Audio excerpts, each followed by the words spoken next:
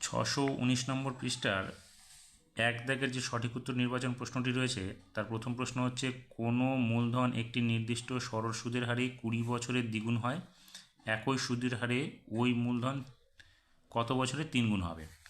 তাহলে আমরা এখানে যদি ধরে নিই, যেহেতু বলছে 20 বছরের দ্বিগুণ হবে অর্থাৎ আসলটা যা সুদটাও তাই হবে। তাহলে আসল যদি পি হয় তাহলে সুদটা কী হবে, P equals to P into 20 বছরের দ্বিগুণ হচ্ছে, তাহলে 20 ইন্টু আর বাই 100, যেখানে আমি আর হচ্ছে সুদের হারটাকে ধরে নিয়েছি। তাহলে এদিক থেকে পি, এইখান থেকে পি সরে যাবে এবং 20 দিয়ে এখানে কাটলে কত হবে, 5 হবে।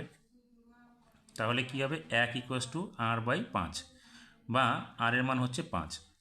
এখন যেহেতু বলেছে একই সুদের হারে ওই মূলধন কত বছরে 3 গুণ হবে, তাহলে আসল যেটা হবে তাহলে সুদ হবে তার ডবল। সেক্ষেত্রে P into T into 5/100 equals to 2p, কারণ এখানে সুদের পরিমাণটা হচ্ছে ডবল হচ্ছে আসলের চাইতে। তাহলে আমাদের পি উভয় দিক থেকে যদি কেটে যায় তাহলে টিটা রেখে দিলাম, টি ইন্টু এখানে আমাদের কত 5% আর বেরিয়েছে, তাহলে 5/100 অর্থাৎ 5/100 কাটলে 1/20 হয়ে যাবে এখানে। তাহলে টি ইন্টু 1/20 ইকুয়াস টু 2 হবে, বা টি এর মান কত হবে, 20 সঙ্গে 2 গুণ হয়ে গেলে এখানে 40 হয়ে যাবে। তা আমরা অপশানটা পেয়ে যাব সি নাম্বারে। এবার এখানে বলেছে P x square plus Q x plus R equals to 0 সমীকরণটি দ্বিঘাত নয় যখন, এখানে যখন দ্বিঘাত হবে না তখনই যখন এক্স স্কোয়ারটা 0 হয়ে যাবে, অর্থাৎ পি মানটা যদি আমাদের 0 হয় তাহলে 0 ইন্টু এক্স স্কোয়ার মানে 0 হয়ে যাওয়া, সেক্ষেত্রে পি ইকুয়াসটা আমাদের 0 হতে হবে। তাহলে এটা হবে সি নম্বর অপশানটাতে। 3 নম্বরে বলেছে ত্রিভুজ এ বি সি ও ত্রিভুজ ডিই এফ এর A B by DE equals to BC by F D equals to AC by EF হলে আমাদের 4টে অপশান আছে, সেই 4টে অপশান কোনটা প্রযোজ্য হবে সেটা আমাদের লিখতে হবে।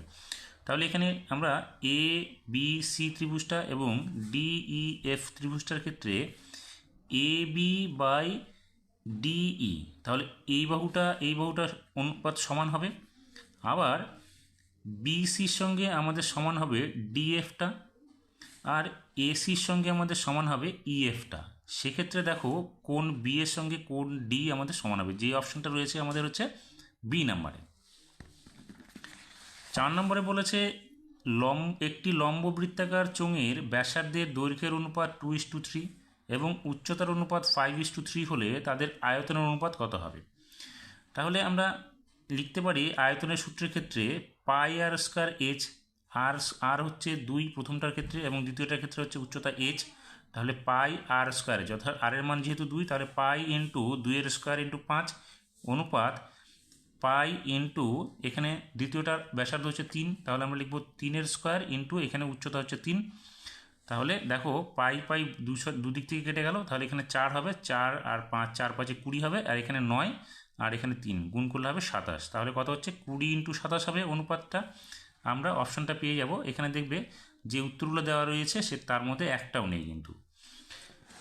এবার 5 নম্বরে বলেছে 13π/15 এর ষষ্ঠিক পদ্ধতির মানটি কত হবে। দেখো 13/15 আর এখানে পায়ের মান কত 180, তাহলে আমরা 13 ইন্টু 180/15 করবো, 15 দিয়ে 180 কাটলে 12 হবে, 12 সঙ্গে 13 গুণ করলে হবে 156 ডিগ্রি। অপশন আমরা পেয়ে যাব এ নাম্বারে। 6 নম্বরে বলেছে প্রথম n সংখ্যক স্বাভাবিক সংখ্যার গড় 5n/9 হলে n এর মান কত, যেখানে n নট ইকুয়াস টু 0 হবে। তাহলে প্রথম n সংখ্যক স্বাভাবিক সংখ্যার গড় কী হয়, আমরা জানি n into n plus 1/2n। দেখো n কেটে গেলে কী হবে, n প্লাস 1/2 ইকুয়াস টু কি 5n/9। তাহলে আমরা লিখব n plus 1/2 equals to 5n/9। এবার এটাকে যদি আমরা কোনাকুনি গুণ করি তাহলে কী হবে, দেখো এখানে হবে 10n equals to 9n plus 9। তাহলে এই 9nটা যদি এদিকে নিয়ে আসি তাহলে 10n থেকে মাইনাস হয়ে যাবে, সেক্ষেত্রে n ইকুয়াস টু 9 হবে। এবার এই n এর মানটা আমরা কী করবো, এই 5n/9 এর জায়গায় বসিয়ে দেবো। তাহলে 5 ইন্টু n এর জায়গায় হবে 9, নিচে হবে 9, তাহলে 9 9 কেটে যাবে, দাঁড়াবে আমাদের উত্তর কত 5। অপশান আমরা পেয়ে যাব ডি নাম্বারে। শূন্যস্থান পূরণের প্রথম প্রশ্নটা হচ্ছে 400 টাকার 2 বছরের সমূল চক্রবৃদ্ধি 441 টাকা হলে বার্ষিক সুদের হার কত হবে। এই অঙ্কটা অনেকবার করানো হয়েছে। সেটা হচ্ছে 400 ইন্টু চক্রবৃদ্ধি সুদের হার আমাদের বের করতে হবে। তাহলে এখানে কি 1+r/100⁴ 2 বছরে বলেছে সমান চিহ্ন 441। এবার এই 400টা আমরা নিচে এনে 441 নিচে করে দেবো। তাহলে 1+r/100, যেখানে r হচ্ছে আমরা ধরেছি হচ্ছে সুদের হারটা, 2⁴ এটাকে 21/20 হোল স্কোয়ার করতে পারি। তাহলে দুদিক থেকে আমাদের স্কোয়ারটা সরে গেলে এখানে দাঁড়াবে 1+r/100 21/20।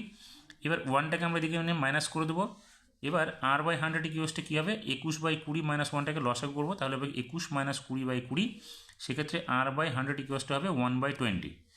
এবার আর এর মানটা কী হবে, 100টা উপরে চলে আসবে, তাহলে 20 দিয়ে 100কে ডিভাইডেড করলে হবে 5, তাহলে আর এর মান দাঁড়াচ্ছে 5, অর্থাৎ এখানে চক্রবৃদ্ধি সুদের হার হচ্ছে 5%। শূন্যস্থানে আমরা লিখবো 5% লিখে দেবো। 2 নম্বর প্রশ্ন বলেছে √3 - 5 এর অনুবন্ধী করণীয় হলো কত হবে, এখানে হবে -√3 - 5, এটা আমরা শূন্যস্থানে লিখে দেবো। 3 নম্বর প্রশ্ন বলেছে ABCD বৃত্তস্থ চতুর্ভুজের কোণ B = 95 হলে কোণ D এর মান কত হবে। দেখো, যেহেতু ABCD একটা বৃত্তস্থ চতুর্ভুজ, তাহলে B কোণটার বলেছে 95, তাহলে D কোণটা কত হবে। বৃত্তস্থ চতুর্ভুজ ক্ষেত্রে বিপরীত কোণ দুটির সমষ্টি হচ্ছে 180 ডিগ্রি। তাহলে আমরা কী করবো, 180 থেকে 95কে বাদ দিয়ে দেবো, বাদ দিলে হবে আমাদের কত, 85 ডিগ্রি। তাহলে আমরা শূন্যস্থানে লিখবো 85 ডিগ্রি। 4 নম্বর প্রশ্নটা বলছে A + B = 90 ডিগ্রি এবং tan A = 3/4 হলে cot B এর মান কত হবে। দেখো, A + B = 90 ডিগ্রি, তাহলে A এর মান কী হবে, 90 - B হবে। এবার tan A = 3/4, তাহলে আমরা কী করব, tan এটাকে আমরা কী করতে পারি, এর পরিবর্তে 90 - B করব, তাহলে 10 × 90 - B = 3/4। এবার এই যে 10 90 ডিগ্রি মাইনাস থিটা যদি ধরি বিকে, তাহলে কি কট বি হয়ে যাবে, তাহলে cot B = 3/4 হলো, তাহলে cot B আমরা মান পেলাম 3/4, শূন্যস্থানে আমরা লিখে দেবো 3/4। 5 নম্বরে বলেছে একটি নিরেট অর্ধগোলকের সমতলের সংখ্যা। দেখো, অর্ধ যদি গোলক হয় তার নিচেরটা হচ্ছে ভূমি, এটা হচ্ছে সমতল, আর উপরটা হচ্ছে কি বক্রতল, তাহলে একটি হচ্ছে আমাদের সমতলের সংখ্যা, তাহলে আমরা এখানে লিখবো একটি। 6 নম্বরে বলেছে কিছু পশুর বয়স এখানে বছরে হলো 6, 10, 5, 4, 9, 11, 20, 18, বয়সের মধ্যমা কত হবে। তাহলে আমরা এই সংখ্যাগুলোকে ঊর্ধ্বক্রমে সাজিয়ে নিলাম। ঊর্ধ্বক্রমে সাজানোর পরে উভয় দিক থেকে, ডান দিক থেকে আমাদের 3টে সংখ্যা, বাঁ দিক থেকে 3টে সংখ্যা সরিয়ে দিলে মাঝে থাকবে 9 আর 10। এই 9 আর 10-এর সমষ্টিকে 2 দিয়ে ভাগ করবো, সেটাই হচ্ছে আমাদের মধ্যমা, অর্থাৎ উত্তরটা বেরোবে আমাদের 9.5। তাহলে এখানে আমরা লিখবো 9.5। এখন 3 দাগের যে প্রশ্ন রয়েছে সত্য মিথ্যা, তার প্রথম প্রশ্নটা বলছে একটি মেশিনের বর্তমান মূল্য 2p টাকা এবং প্রতি বছর মেশিনটির মূল্য 2r% হ্রাস হলে 2n বছর পরে মেশিনটির মূল্য হবে কত। তাহলে আমরা কি লিখব, মূল্য হবে কত, 2p × 1 - যেহেতু বলেছে মেশিনের হ্রাস পায়, সেক্ষেত্রে আমরা লিখব 2p, এখানে আসল, ইন্টু 1 - r/100⁴ টাকা হবে। তাহলে এখানে দেখো 2p × 1 - 2r/100, এখানে r বলছে, আর সূত্রটা হচ্ছে এটা আমাদের, তাহলে r এর জায়গায় আমরা কত, 2r%, তাহলে 2r/100⁴ টাকা, 2 দিয়ে 100 কাটলে হবে 50, তাহলে r/50 হবে, অর্থাৎ 2p × 1 - r/50⁴ টাকা হবে আমাদের উত্তর। তাহলে এইটাই হচ্ছে অপশানটাতে রয়েছে আমাদের, সেটা বিবৃতিটি সত্য হবে। এবার 2 নম্বর প্রশ্ন বলেছে x³ এবং xy³ একটি মধ্য সমানুপাতি x²y²। দেখো, যেহেতু বলেছে মধ্য সমানুপাতি বের করতে হবে, তাহলে আমরা এরকম লিখতে পারি এটাকে x³ m, m ধরে নিচ্ছি আমরা মধ্য সমানুপাতি, সেক্ষেত্রে m = m xy³। তাহলে দেখবে আমরা এটাকে এইভাবে সাজাতে পারি x³ m = m/xy³, সেক্ষেত্রে হবে কি m² এটা গুণ এইটা, তাহলে আমরা এখানে লিখলাম m² = x³ y × xy³, বা m² কি লিখতে পারি, তাহলে x3 আর এখানে x, তাহলে x4 হবে, আর এখানে y আর y3 হচ্ছে y4, অর্থাৎ m² = y4 আর x4 হয়ে গেল। তাহলে m এর মানটা কত হবে, এটা √ওভার হয়ে যাবে এই মানটাকে, তাহলে x² y² দাঁড়াবে। তাহলে আমরা উত্তরটা ঠিকই দেখতে পাচ্ছি বিবৃতিতে যেটা লেখা আছে, তাহলে আমরা এটাকে ধরে নেব সত্য।